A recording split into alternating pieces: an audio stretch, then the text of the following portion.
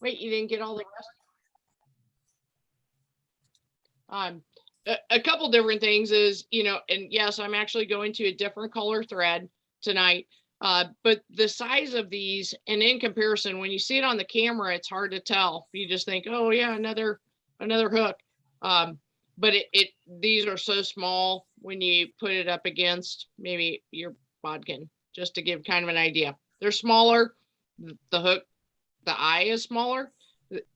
You're using a smaller tippet to go through. So again, when we talk about cold weather and just the dexterity issues, it's a real problem when you can't see them.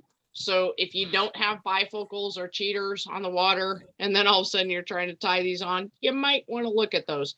And there's a lot of versions to that. I'm pretty sure anybody within my age range, yeah, you can't even see these things, much less time on. And so I have bifocal polarized sunglasses and love it. Best purchase ever.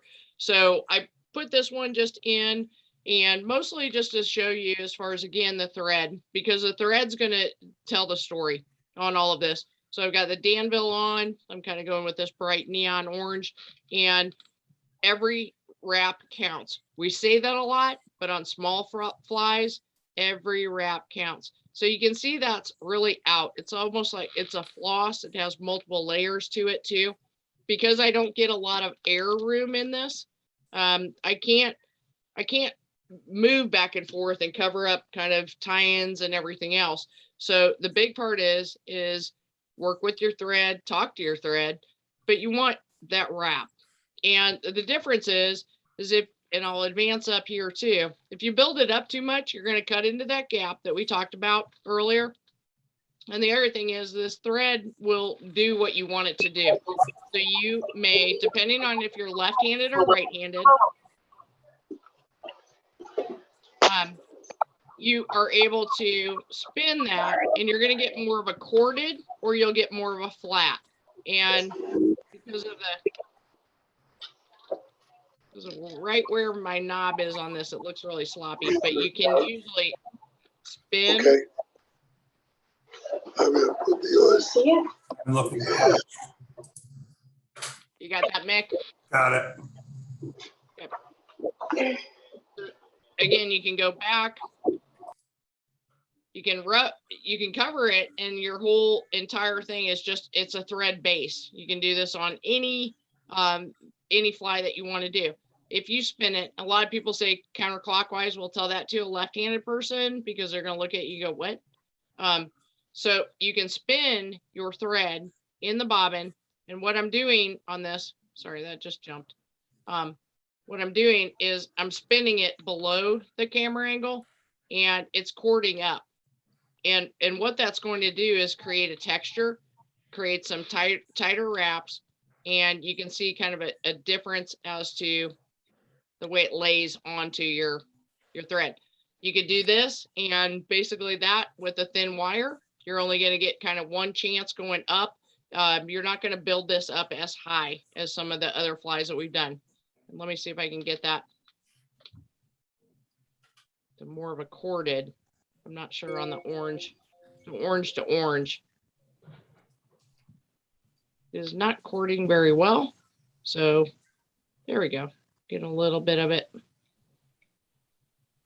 And again, if you're depending on, again, your drop point on this, you just spin your bobbin, and you'll be able to tell. But you can see now the material's corded up. So it's like taking a lot of embroidery floss or something else like that. And what it does is it creates a texture. So if you're wanting to do even a different, you can see where it basically kind of started to ridge up there.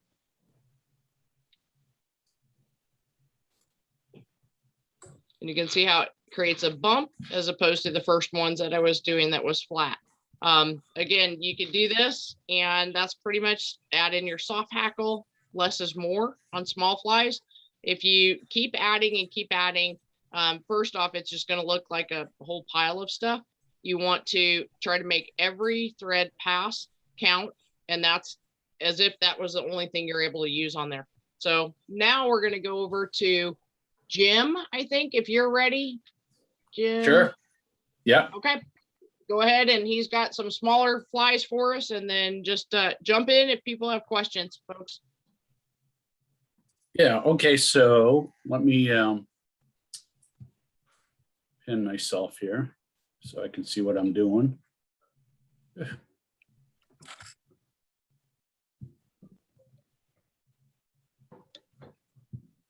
There we go. So I'm just going to tie a couple of dry midges. One is just a very simple traditional dry fly, size 22. The other one is a Griffith gnat, which is basically a very small crackleback style fly, and it's just made with a peacock herl. So talk a little bit about dry fly hackle for these midges. So here is a rooster cape, and I'm going to need, for the dry fly, I'm going to need some barbs for the tail, and those I'm going to gather from along the sides here. These feathers are rather big. So what I usually do is I will pull one of these feathers off, and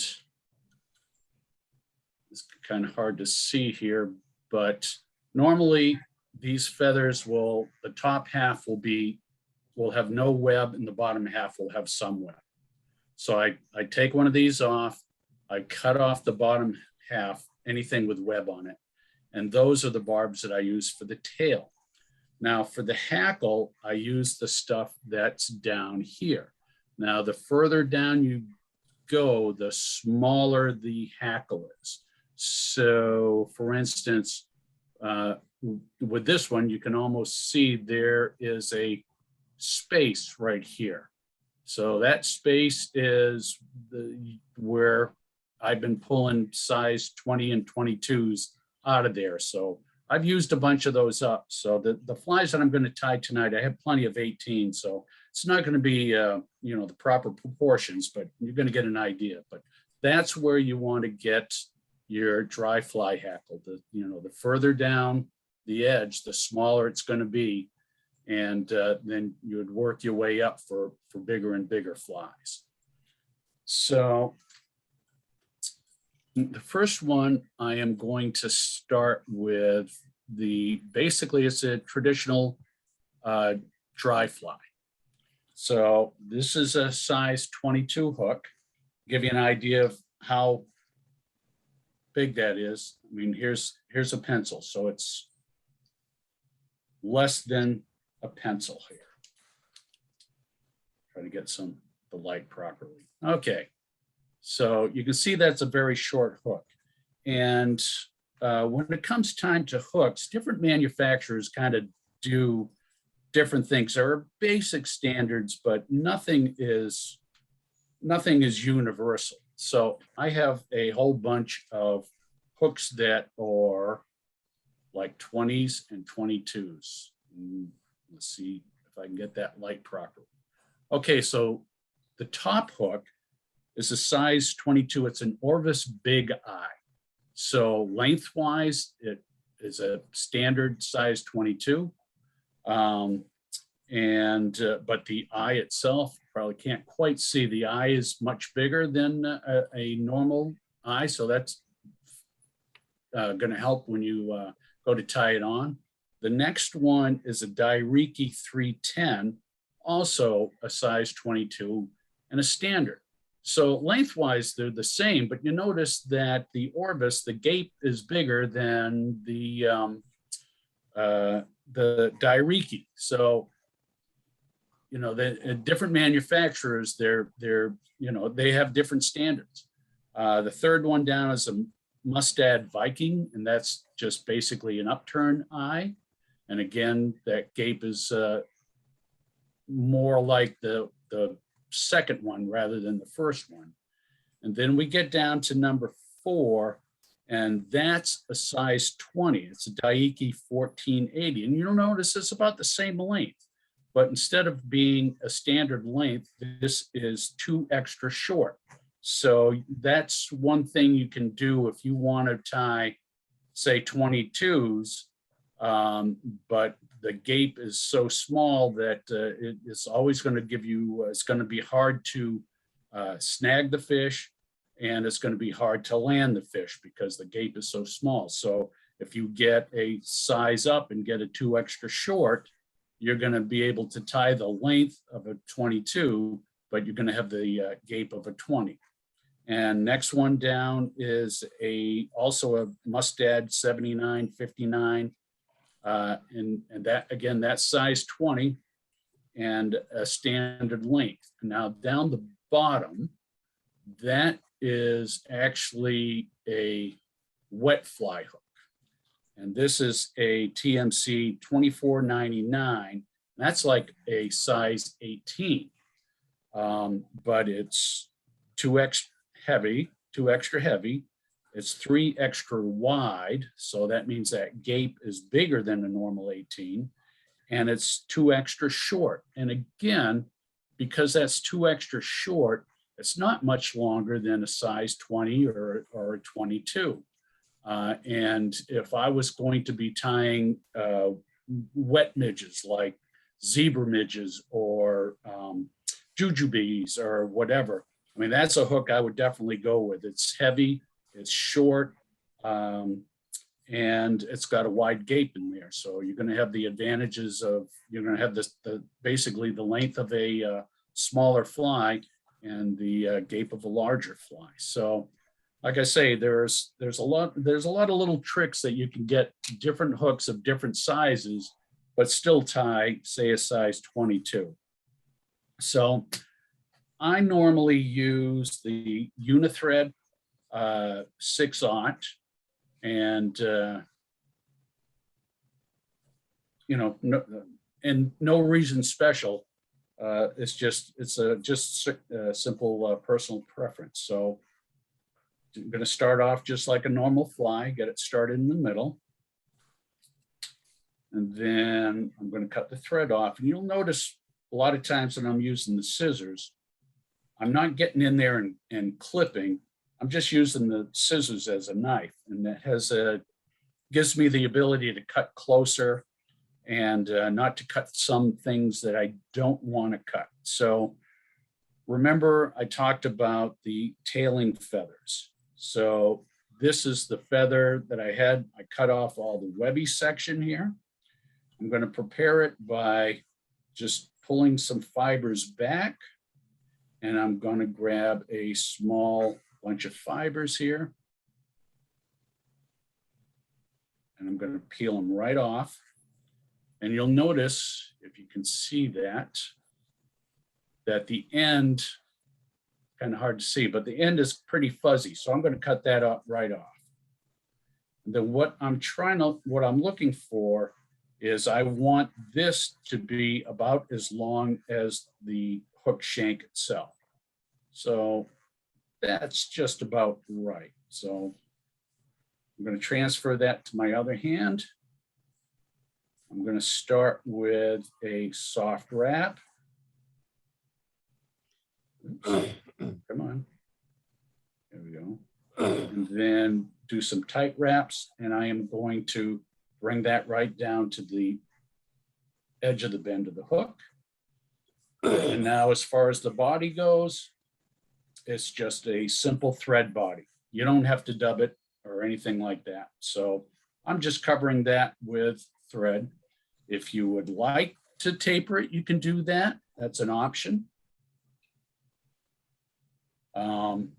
But I am going to just cover it. And then when it comes to the hackle collar, as normally, I'm going to take the fibers off the end so I have some bare stem for a tie-in point.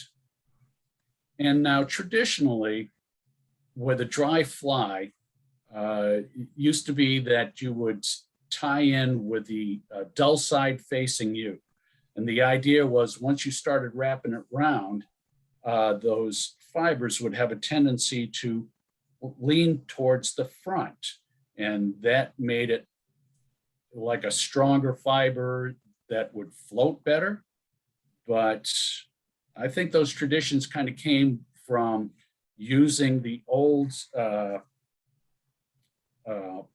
hackles that we used to get 20, 30 years ago that were a lot softer. Today's today's hackle is very, very stiff. So I tie it in with the glossy side facing me, and the hackles are going to have a tendency to bend backwards, and that helps when I start wrapping the hackle forward. I'm going to have less problem with capturing hackles. You know, if you capture too many hackles, they have a tendency to just kind of stick out straight forward. And this is going to help minimize that tendency. And again, like I say, the hackle is stiff enough that it's not going to be a problem. So I'm going to tie that in, cut off the end of the stem here.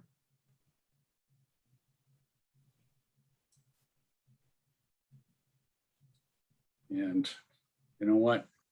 I'm going to have to don my magnifiers here because I can't see what we're doing. So get my googly eyes on. I'm going to cut off that extra stem.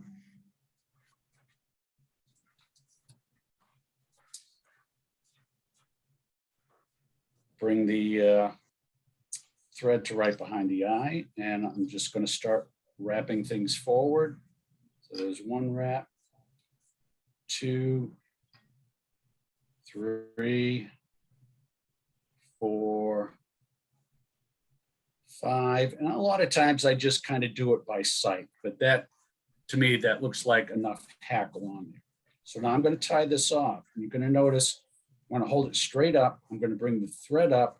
As I cross over, I'm going to pull this forward, pass by, and then I'm going to pull it straight up again. And what that's doing is that's kind of aligning the barbels on the feather. So again, it's going to minimize the number of barbels that get captured and are sticking forward. So now I'm going to cut that off. And again, I'm going to use my scissor as a knife. So if I have a tendency, if I'm going to put that point in there and cut, I am going to end up cutting away some of that collar. So I find that helps a lot. And then it's just time to do the whip finish. 1, 2, 3, 4 is probably plenty good enough. I'm going with 5. And I'm gonna slice that thread, cut off a couple of those stray hackles forward. And because this fly is so small, I'm not even going to bother trying to put head cement on there. If I do, it's going to get all over the eye and stuff like that. So that's all there is to it. I mean, there's just a traditional way to tie a dry fly. Don't bother with wings because it's so small, it won't make any difference. Now we're going to take this off and place it down and see what it looks like. We can, so you can see it is sitting on the back. It's going to sit on the tail. On the front, it's going to sit on the collar, and that hook is just barely off the water. So that means in general, proportions are pretty good on that. Again, this is probably a size 18 hackle, but I am not going to worry about it. You're going to be able to see it. Lengthwise, it's still a 22. And you're going to be able to see it better because it's going to sit higher in the water. Now, the other one, which is just as simple, is the Griffith Gnat. So, trying to get this hook here. And I hope, Could you guys see what I was doing? Because I know my fingers are probably in the way as much as not. Did you guys? No, it was great. It was great, Okay. Jim. All right, good. Jim, I got a question here on is there much difference between like the flat eye and the bent eye forward? You know what? I honestly don't know what to tell you on that. I'm not sure what the advantage of one over the other is. I do, if I have a choice, I would rather have a downturn eye. And the main reason that I like a downturn eye is when I'm taking the fly out of the fish's mouth, if I can see where that downturn eye is, I know which direction the hook is in, so it's easier to pull it out. But you know, the advantage of a straight eye or a downturn or upturn, I don't know. There's probably somebody else here that could probably tell us what the advantages are. So again, we're going to get size 22 hook. We're going to get it started just like a normal fly. And then I'm going to tie in my hackles, the same thing. I'm going to strip some fibers off so I have some bare stem. And the same thing, I'm going to tie it in with the glossy side forward, trying to hopefully the hackle is going to have a tendency to lean backwards.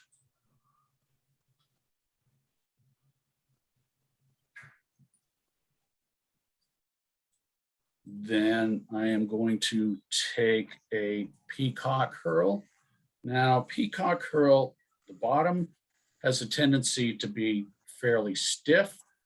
And a lot of times, especially in a small hook like that, that'll break easily. The top has a tendency to be kind of fragile. So I usually cut somewhere between 1/3 to 1/2 of it off and tie it in at that point. And hopefully that's going to be the sweet spot where it's not going to break around the hook. I'm going to tie that in. Take it all the way back to the bend of the hook. And then I'm going to bring it forward. And I'm going to tie that back down.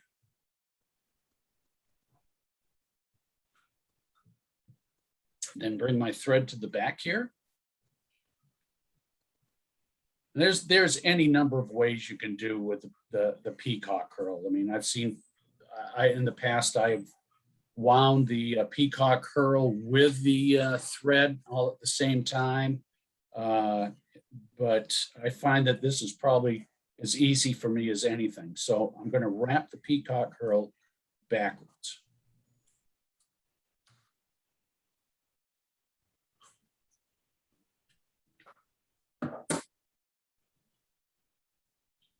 And you could put you could put 2 or 3 in there. If you did 2 herls, it would get to the back twice as fast. But it's so small that I just go ahead and do one. So I'm going to come on, get that to the back here. Whoops.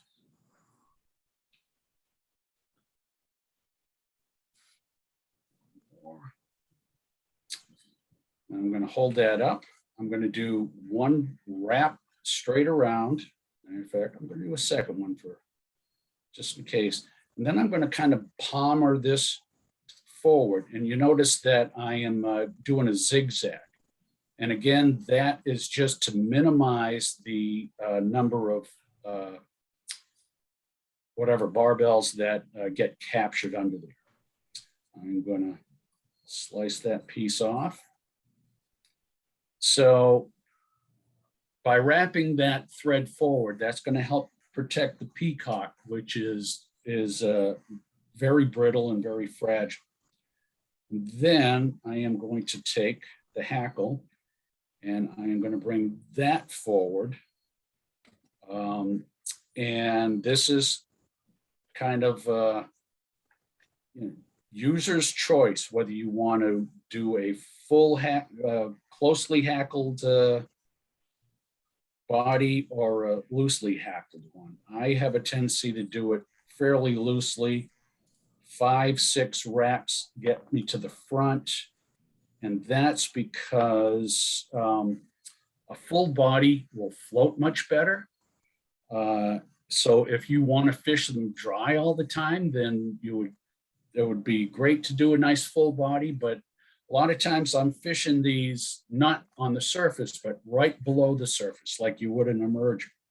So by putting less hackle on there, I have a better chance of being able to pull that underwater without a lot of hassle. Okay, so now we're going to cut that feather off.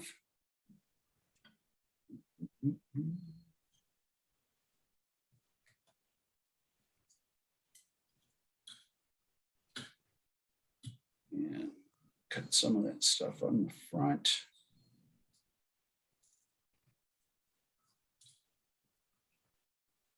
A few wraps.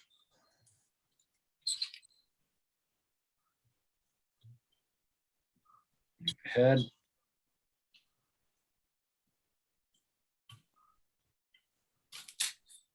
And that's it. There's nothing to it. And again, because the fly is so small, I'm not going to mess with head cement. So see if you can, if I can get a better view of. Okay, so again, as far as proportions for the gape compared to the hackle, this hackle is bigger than normal, but you know what? Again, I'm going to be able to see that easily, and it's going to float, and you know, it works for me. So, and I have a lot more 16 and 18 hackle than I do 20 and 22 hackle. So that's probably the main reason right there. So 2 simple dry midge flies. And that's it. Did anybody have any questions? Hey, Jim, Yeah. I noticed you had a really fine point scissors. Who makes Yes. those? Well, let's see. Somebody in Pakistan. I don't know his name. Yeah, I got him at Hargroves, where I get everything else. So I think yeah, Mr. that's Slick the- makes a pair these- like that. Hey, yeah, Jim, these are really handy for tiny flies like that. Jim, Yeah, Walt. what knot would you use for a small fly, like 20, 22? You mean tying it on? Yeah,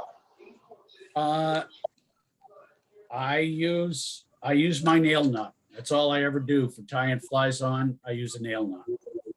So, but it's just like any fly. I would use whatever knot that you would use to tie your normal size flies on.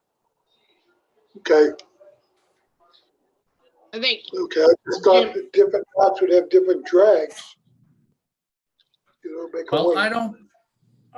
That could very well be, but I certainly don't worry about that. Okay, that's it. I've got, before we end today, I did a marriage of some feathers, and I would like to get some opinions on how to put it on a hook. yeah, absolutely. We can do that. Let's kind of stay on with this part of it, because I think when the questions are hot on that, and then we can definitely, we're going to have plenty of time on that. So just remind us, Walt, and we should be done probably in about another 10, 15 minutes for us, probably 17 minutes. But great job, Jim. I mean, as far Yeah. as showing us everything, and the clarity on the picture was super. We could see what you were doing and how small. And then we all, again, look at those and go, yeah, let's tie those on. A couple of things that I think where with the materials we're using, they all have a mind of their own. And just like how when Jim was tying that in, sparse, you go on, your threads are all important on this. And I think that's kind of the cool part too, is just your materials, the measurements, you have no room for error. But one of the things, and I'll switch over my camera too, because this is for folks who are on kind of that learning, or you don't like to tie these because it always does the same thing. And so I'm going to show you the new error on this, on what happens when you're new into this, and you're trying and you see all these great things, and then that fly gets away from you. And so the only reason why I'm showing this is a couple tricks. I was tying along and messing around when Jim was talking, and what's interesting is, so you've got this little bit of hackle, clunky hands, whatever it is, your hackle pliers, whatever your choice is on that, but a grip. If you grip up too much on the tip, and I'm not sure if I'm on the right part of my camera right here, but if you grip up here and you have a heavy hand, you're going to break this off. You're going to lose it. And so coming down a little bit, kind of eyeball where you need on your wraps, and then coming around. And then the other thing is, so I'm just going to do a couple speed wraps up in here, get up in front, and then locking it in. And we've all done this, and you get all the way done and you think, man, that's a good looking fly, right? And your hackle jumps. So one of the things also, if you're newer into this, or this is a different size that you're used to, is perhaps just secure your hackle back. Go ahead, come on in with your bodkin, and maybe just put in a half hitch before you cut everything off. Because if you start cutting, and Jim moved through that, and I didn't mean to break that, but that's my sharper bodkin. But what'll happen is you're tying it in, and all of a sudden you get, everything is all finished. You get ready to cut your hackle off here, and you missed somehow. Again, it's a smaller size that we're used to, but that hackle just, and it goes out like a slinky. So that would be the only thing I would say is, for these, just practice, cut yourself a little bit of slack, but put in a couple, maybe securing half hitches as you move through, just to get a little bit more confidence in the materials you're working with, because they're so small in your hand. And again, just kind of taking a little bit of time, but I love with just using half or part of your scissor blade to come in, so that you're not tearing up everything you just did. So that was also a great addition in there too. And then the next part is so you have all these in your fly box, and then it's really cold and your hands aren't working the way they want to. So Dave Witt, we were going to talk about snells a little bit. And if anybody doesn't remember or know what that word is from our previous standard fishing days, it's basically preloading these hooks with a tippet that would be then connected to your fly line, or your leader on there. So Dave, do you have your camera ready to go, or you want to talk on this? Yeah, I'm ready. What I did, I went to eBay and found the Snell hook holder. It's a spring-loaded device that all what you do is hook your what I did was tie on various lengths of tippet, and then put a perfection loop at the end. So you can, usually I just do an arm's length. I'm not sure. And then it hooks, you just hook it onto the little spring and wind it around. Well, help if I could see. We're There all we running go. into that. Yeah. Thanks, Roger, for requesting these small flies. And you just wind it around, and then find the nearest one to just put a little tension on that. And then it's hooked in. And, Dave, yeah, there you go. You're right in camera there, but when you were hooking that in, you were out of camera. oh, okay. Yeah, you just hook it into a little slot. Depending on the length of your tippet, you go around another time and just take up the slack, then find a space to put it in. Otherwise, you can use something like Amy has, a cardboard, a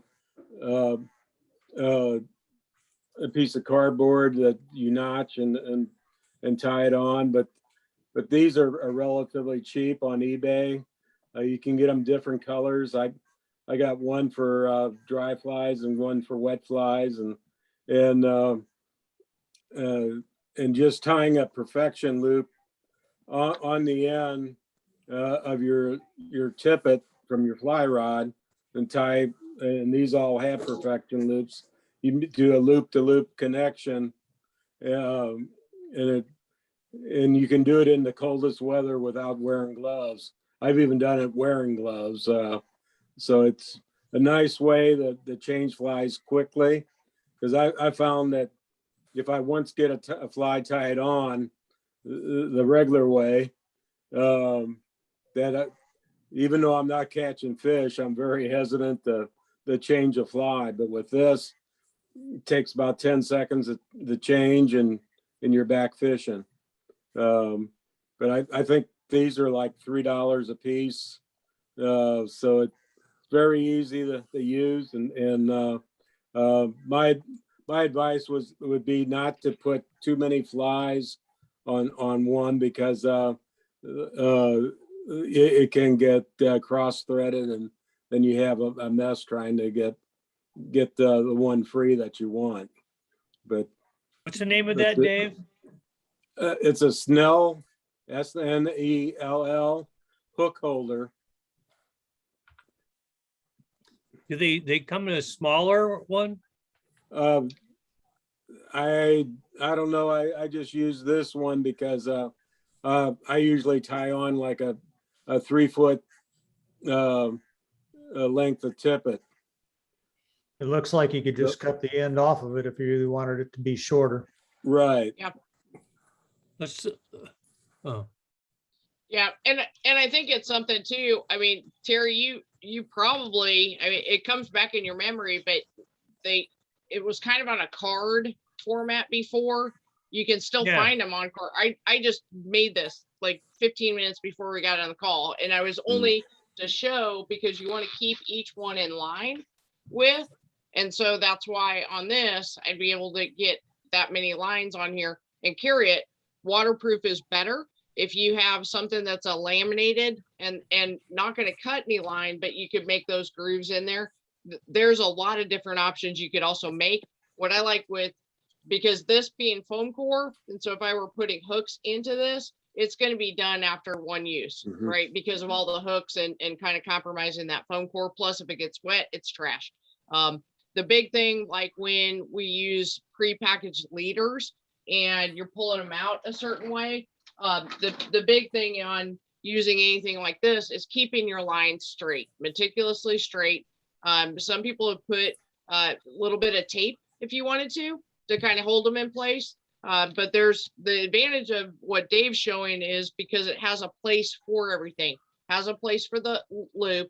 It has a place for your fly. So it keeps it's a little bit cleaner than the DIY version. But they're handy. Yeah, this will actually hold 20 flies if you wrap both sides, but I only use 10 flies, and then it keeps them separated well enough. Yeah, and I think especially with, and it's just good to have another option for, again, the knots, cold fingers, gloves, everything else. This is a great one. So you would hook it the same way you would hook your leader to your fly line. So a loop to loop connection, and then you just continue on, and it's fairly seamless. The fly can generally pass through that loop, and so you're good to go, and you're back out fishing. Dave proved it. He fished this weekend. He was catching too. I Orvis caught 3 sells it. bluegill, so Oh, here comes Les. Really?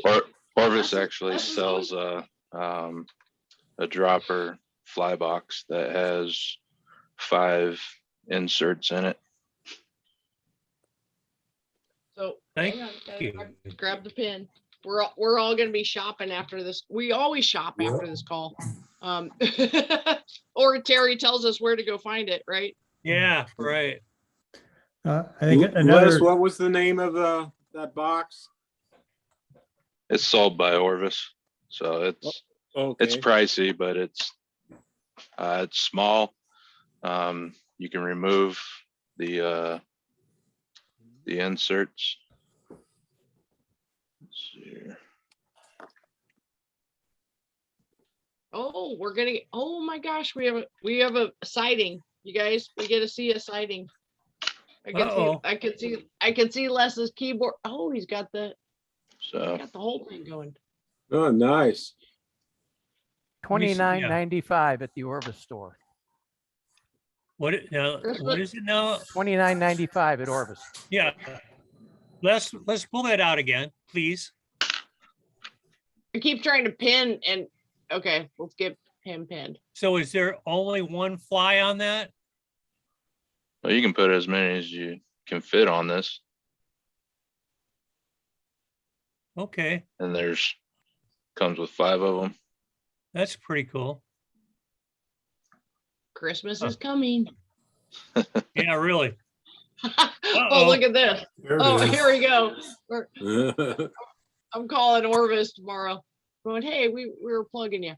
All right. So again, maybe it's something where, and I can't see from, so can you hook the hook into the foam part, Les? Like, is that yellow part foam?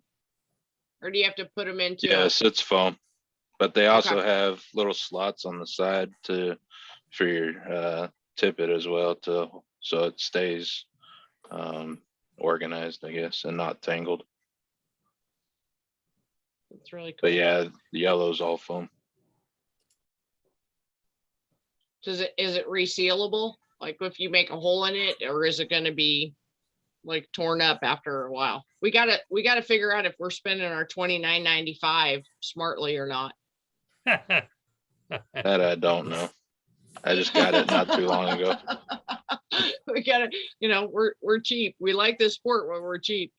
All right. Well, Hey, you can that was get it great in- information. Anybody can have any pay- questions?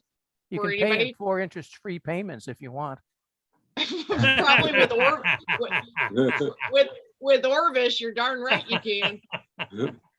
yeah. Love it. There's one Love it. topic that I had. I was talking about it with Mick a little bit just before everybody got on, particularly working with, the real small hooks and stuff. Seems like the smaller your hook, the further they bounce if you drop them. And I haven't tried it, but it just dawned on me that I think that when I tie some more is I'm going to lay a towel underneath the vise and maybe a washcloth right over top of the base of the vise. So that way, if you drop anything, instead of it bouncing 6 feet across the room to something that's impossible to see anyways, that hopefully it will just stay right there in the towel. That's a Yeah. good idea. And the other thing too is, so this one's like one of those medical, we've all seen them where they do their little promotion and it's on the medical refrigerator magnets, right? So you see these, you get them all the time. Realtors use them a lot too sometimes. Anyway, great for putting underneath, and especially, and so this is what we inside the different manufacturers too. But remember the magnetic slips that we've used before for using super glue? Same thing. So if you're working on some, but what I've figured, magnets are my friend, because you can have these and yeah, you're not chasing around. I've emptied out, I don't know how many shop vacs trying to find one thing that I thought I lost. But magnets as well as a towel. And I think those grabber bags that you can also drop off but they're still going to go wherever, Roger. Just watch, no bare feet. Yeah, it's getting it from wherever it is to over top of your vise and the magnet, it drops Oh, yeah. to darn near anyway. And our backup is for quilting and stuff. Judy has these 12-inch long magnets that are actually made for mounting on the wall to put knives and stuff on. You can cover a big area of the floor with one of those real quick to see if you can't suck that thing up.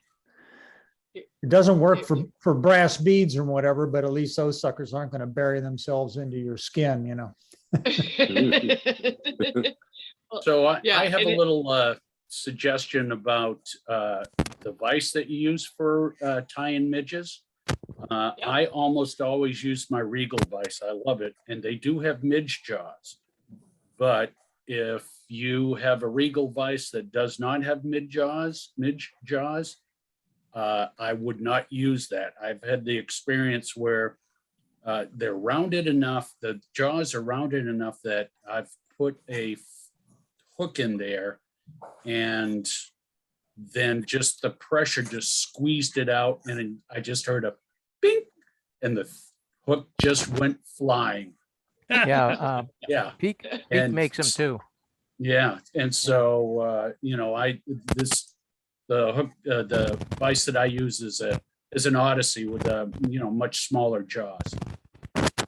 Hey, Les, if that dropper box, how do you, once you got them all in the box, how do you get the dropper on the lead fly?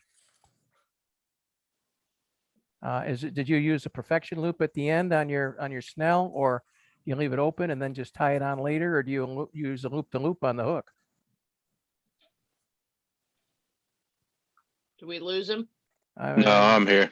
I typically will have both flies on the setup already and then Gotcha. just tie it to my leader. So Okay. I understand. Okay, thanks.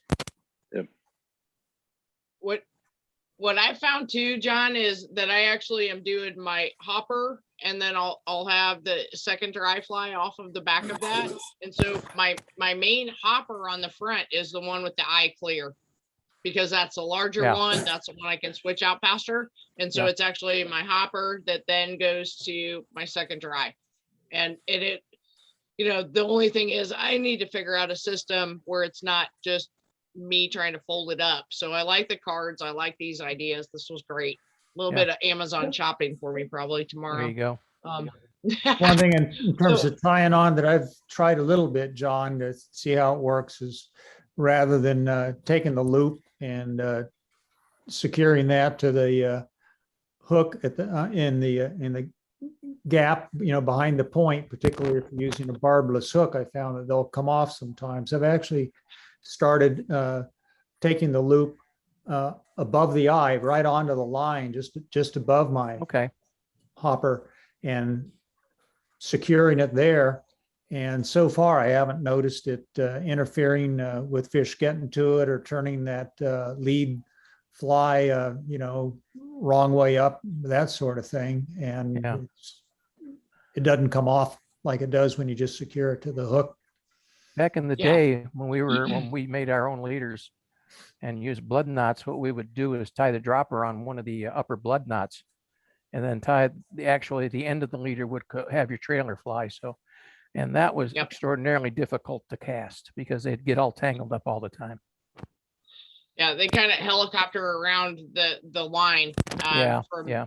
from anything I've ever tried. But exactly what Roger just said too is, depending on if you're fishing a big stimulator or something like that, go right up on the tail almost, especially because those, I know we talked about Firehole and a couple other hooks early before everybody jumped on, but some of those are so seamless on with the transition, and you lose that tension, and yeah, it's all of a sudden you pull up and you're like, where'd everything else go?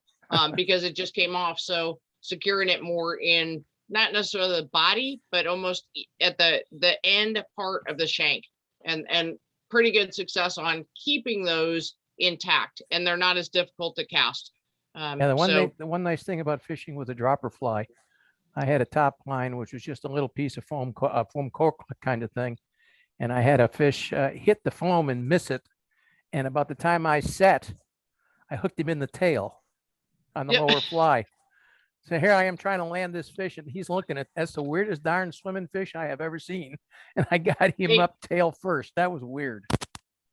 Yeah, those fowls, you can almost tell if you and again they've gone after your front fly and then you set and all of a sudden it's just a whole different. They just yank everything. It's a little bit different with, and you can see that a lot with the hopper dropper combinations. I think Yeah. too, is because they'll come after different, but it's all fun. I think it's been great. I hope everybody got a lot of information, at least to try something different. I'll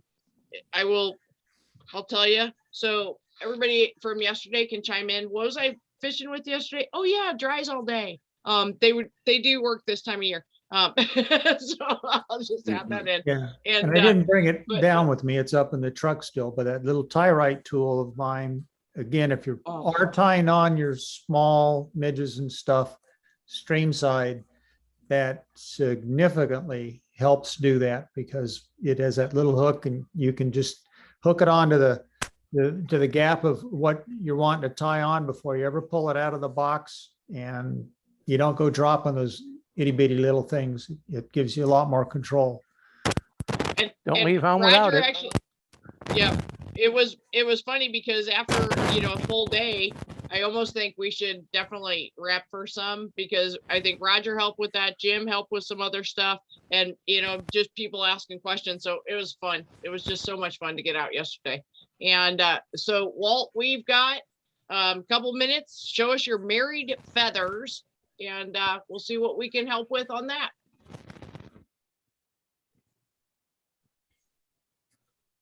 Is Walt still on here? There he is. Walt, you're on. Can you see where to turn on your microphone? There you go. Okay. Basically, you have a pin hook. I'm sure everybody's seen these before. Yep. So I've been in the process of managing feathers to make different pins for the different campaigns. And this is the Vietnam one. Very good. My problem is how would you secure this to the hook,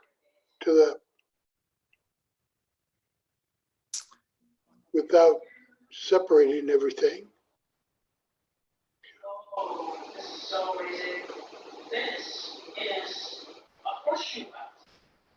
Any comments? I think you stumped everybody, Walt.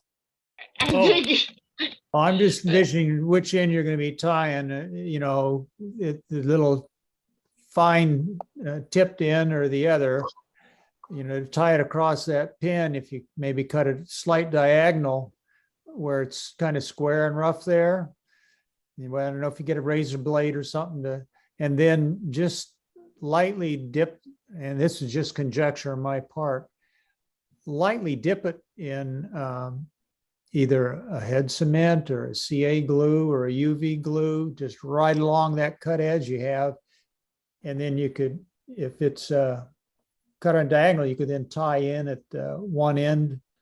And I don't know how you'd get the other end to tie down, but at least you'd keep them from coming apart.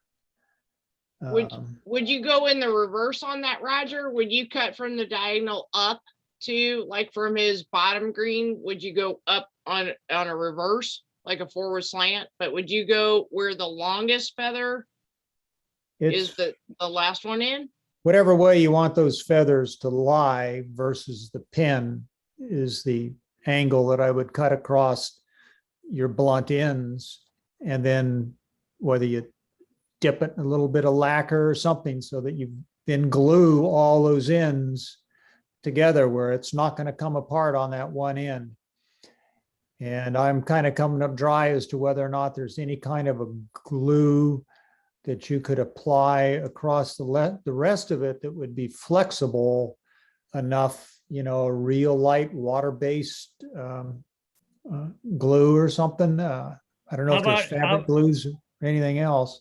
How about some spray contact cement? Those would tend to be pretty heavy, I think. I don't know These- what a hairspray would do to it. You know, that's a little bit lighter and would hold it together and might have the flexibility that's built into those for allowing, you know, hair to still move when it's been Maybe some applied. clear polyethylene, Is the paint, You- some clear paint or something like that, that's not too heavy.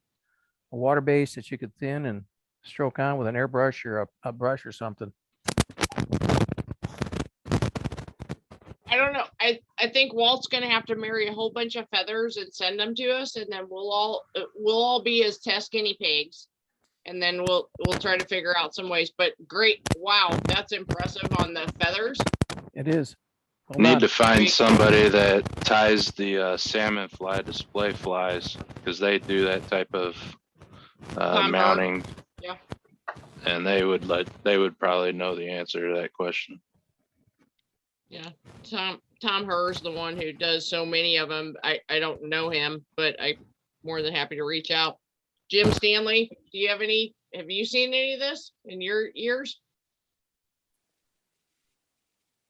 Hang on, gotta mute. Okay, there you go. Yeah. No, I never have done any of those married feathers. I mean, I know how you do it, but I'm sure it depends on how you're mounting it to your hook. I think what Walt's doing is he's going to use that for like a wing. Well, it's for a display pin, and Right. so we have, so like a lapel brooch kind of thing. Yes. So it's not gonna get any wear and tear in the water. Yeah, we don't do much of those here in the Midwest. I don't either. Can you guys hear me? Yeah, Okay. This here is just basically a decorative for a hat or whatever, a brooch. So,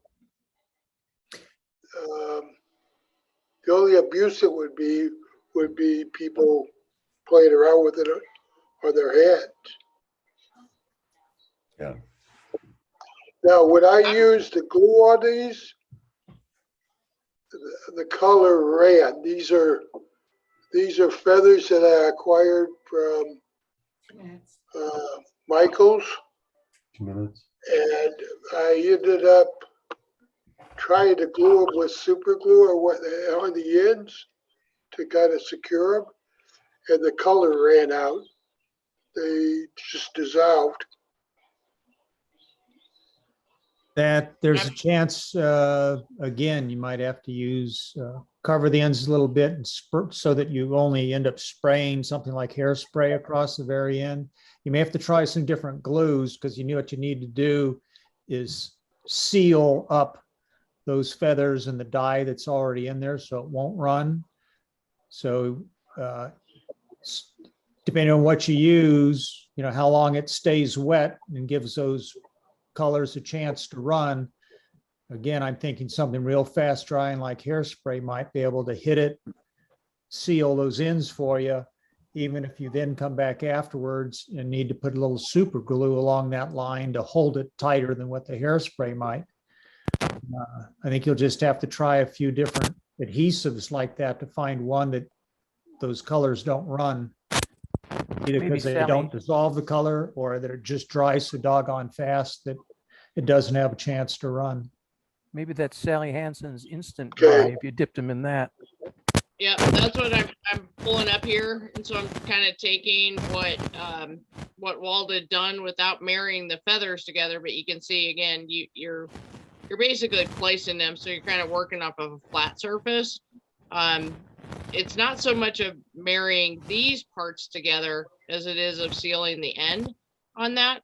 So the Sally Hansen's, this quick dry, it's just a top coat. It is not the other one that everybody talks about. So the bottle's completely different. This one is a fast dry, it's seconds. And I'm wondering if you couldn't just hit the end of it to get it to where you can work with on this, and it's not going to bleed any color. and it's not a UV. So all it's doing is kind of sealing the ends on it. And I don't know, it's going to be about the lightest you can see on the camera. I mean, again, it's already dry. So it's held them together to the point when you would try to separate those out. Well, never mind, they still separate, but it should be something then to be able to tie it in. And the difference would be of what angle you're going to tie it in, because from here, you've got to go all the way back to that cut. That's what I was asking on a cut. Are you going this direction on a cut? Or are you going that direction on a cut? So it's going to be trial and error, Walt. You're going to come back and you're going to give us all the secrets on it, but it's a good start. The feather Mary is great. Looks beautiful. Yeah, it looks really great. Are you trying to tie them in or glue them on, Walt? I would like to tie them in to make it look like a wing / the flag or the ribbon that represents the campaign. Or, since so I'd like to go ahead and do some. I've done some for the Iraqi soldiers, people that were in Iraq. I've sent them to them, but this here was just a challenge trying to get the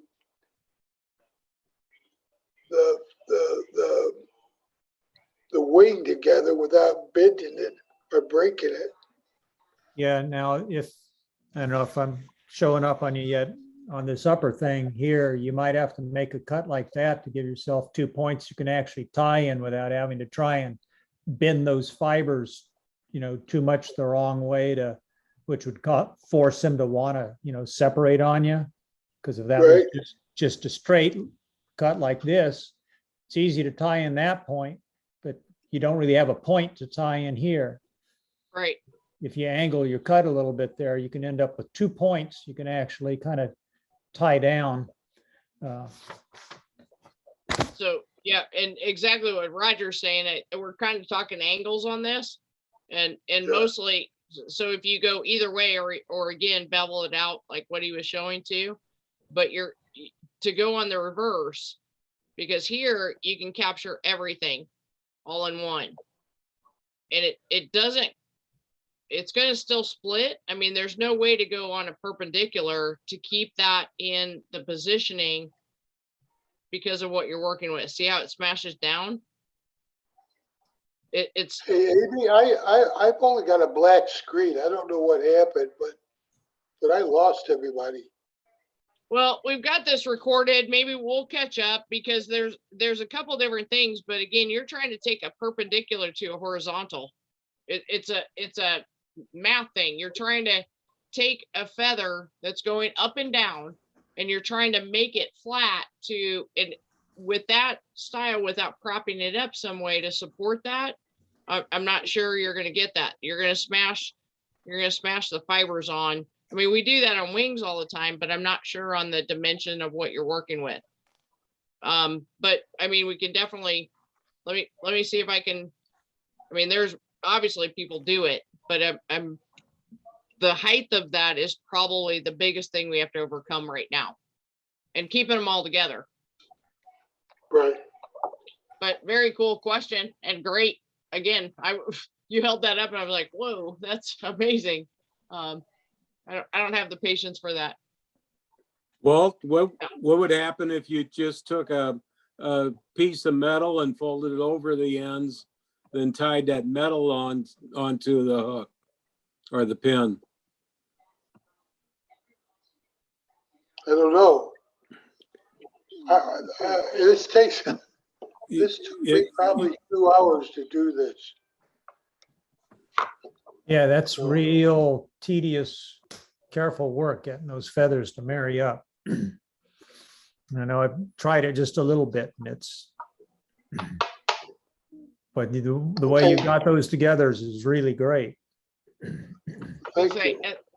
That I was gonna say, and that's why we're happy we don't salmon fish every day. So on that note, it's dinner time all. And anybody have anything? Again, Jim, Dave, thanks for tonight and showing us how to do small flies. Anybody have any requests for next week at all? If not, we're going to show the streamer people some love and go to a game changer next week. So anybody have anything to veto that? Yay, nay, no, nothing. All right, so we're gonna do some game changers and we'll cover it in 1 hour, which is always amazing. So these are big ones, just for fun. Jim Saraceno even got the bug. He did a couple game changers before his trip up north.